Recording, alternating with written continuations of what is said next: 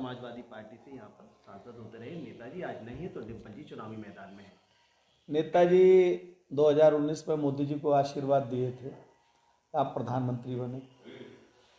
हमारे प्रधानमंत्री जी ने और पार्टी के राष्ट्रीय नेताओं ने उनका लिहाज किया, यहाँ सभा करने नहीं आए। और नेताजी ने जो चतुराई मोदी जी की तारीफ करके दिखाई, और मोदी जी ने, राष्ट्रीय अध्यक्ष जी ने जो यहाँ सभा करने नहीं आए, उसका लाभ उन्होंने ये भी लिया, मायावती से गठबंधन और किया मुलायम सिंह जी ने। तो मोदी जी की उस आंधी में जब हमारे केंद्रीय नेता प्रचार करने नहीं आए और मुलायम सिंह जी ने मायावती से गठबंधन कर लिया, तो मालूम कितने से जीते? मात्र 94,000 वोट से। अगर प्रधानमंत्री की एक सभा हो गई होती, अमित शाह जी की एक सभा हो गई होती, या मायावती से गठबंधन ना हुआ होता, तो क्या हश्र होता समाजवादी पार्टी का। लेकिन आदरणीय मुलायम सिंह यादव जी बड़े नेता रहे हैं, वैचारिक मतभेद हम लोगों का सदैव रहा उनका, लेकिन इस दुनिया में नहीं है, उनका अपना सम्मान है, हम लोग भी सम्मान करते हैं। अब डिम्पल जी न तो मुलायम सिंह यादव, न मायावती जी का गठबंधन है, और न कोई हम लोग कोई ये मुरब्बत देने वाले हैं, अरे साहब छोड़ो। भाई क्यों छोड़ें? लोकतंत्र के लिए वंशवाद कैंसर है, परिवारवाद कैंसर है, जातिवाद जहर है। तो भारतीय जनता पार्टी अगर लोकतंत्र को परिपक्व नहीं करेगी, लोकतंत्र को सबल नहीं करेगी, तो भावी पीढ़ियां हमें गाली देंगी।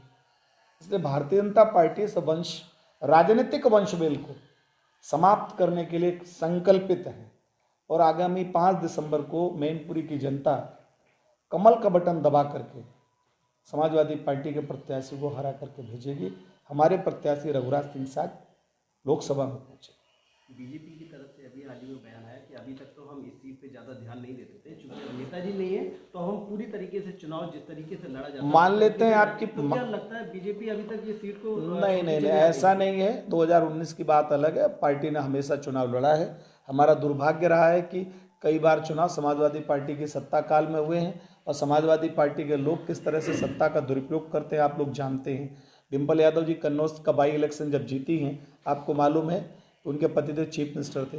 कौन अपना घर खुदवा ले, कौन वो कसावा का नीरज मिश्रा है, उसका आज तक सिर नहीं मिला, आज तक सिर नहीं मिला है। समाजवादी पार्टी ने कितना कलंकित किया लोकतंत्र को, आप लोग कभी प्रश्न नहीं करते हैं। नीरज मिश्रा कसावा का, उसका सिर कहाँ है, ये समाजवादी पार्टी बताएगी क्या? अखिलेश यादव जी बताएंगे क्या? उत्तर प्रदेश के चीफ मिनिस्टर रहे हैं, बताएंगे कभी क्या? आप कल्पना करिए, 2004 में एक विधानसभा का नहीं, एक बूथ का नहीं, कोई 10-20 बूथ का नहीं, पूरे संसदीय क्षेत्र का चुनाव काउंटर माइन हुआ, रद्द हुआ मैनपुरी का। इसका अपराधी कौन है? आज तक मैनपुरी की जनता ने प्रश्न किया, इसका कौन अपराधी? ये समाजवादी पार्टी के व्हाइट पैंट शर्ट वाले गुंडे जो नंबर की शराब के काम करते, माँ बहन बेटियों की आबरू पर हाथ डालते, लोगों की जमीनों पर कब्जे करते, जो सत्ता में होते हैं तो सड़कें खा जाते, खोद के मिट्टी गिट्टी डामर सब खोद के खा जाते, पी जाते हैं। इन लोगों ने ये मैनपुरी का कभी कोई विकास नहीं किया है, केवल अपने परिवारों का, अपने लोगों को ठेकेदारी कराने के लिए विकास। अभी हमारे पास केवल एक एमएलए थे, पिछली बार हमने 2 स्टेट हाईवे दिए उत्तर प्रदेश में मैनपुरी जिले को। स्टेट हाईवे आपका सौरिक से कुसमरा, अलीगंज होकर बदायूं तक SS 141। दूसरा हमने स्टेट हाईवे दिया आपका सिरसागंज से करहल, किशनी, बिधुना तक, स्टेट हाईवे 103। आप देखिए ये मैनपुरी की रेलवे लाइन, अंग्रेज जमाने की रेलवे लाइन है। मुलायम सिंह यादव जी कितने बार मिनिस्टर रहे हैं, क्यों नहीं उसका इलेक्ट्रिफिकेशन कराया? क्यों नहीं उस पर जो अंडरग्राउंड पारपथ बनवाए? क्यों नहीं उन्होंने वेरियल बनवाए? क्यों?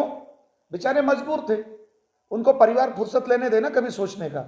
जब परिवार का इतना दबाव नहीं तब सोचते थे, लेकिन जब से परिवार का दबाव आया तो वही टीवी सीरियल वाला ड्रामा चलता रहा। उन्होंने अपने बेटे को 5 साल चीफ मिनिस्टर बना के अपने नाम पर वोट पाया, बेटे को चीफ मिनिस्टर बनाया।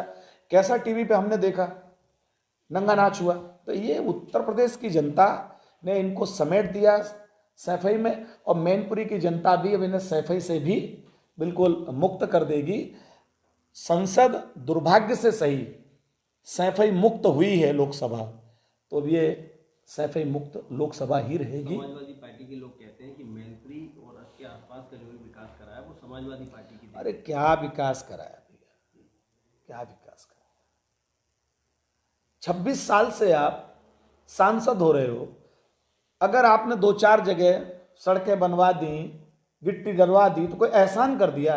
ये आप शेरशाह सूरी मार्ग देखिए, अपना जीटी रोड 6 लेन बनवाया है हमारे गडकरी जी ने, मोदी जी के नेतृत्व में। हम तो कभी नहीं कहते हमने एहसान किया। 6 लेन ये नहीं बनवा सकते थे क्या?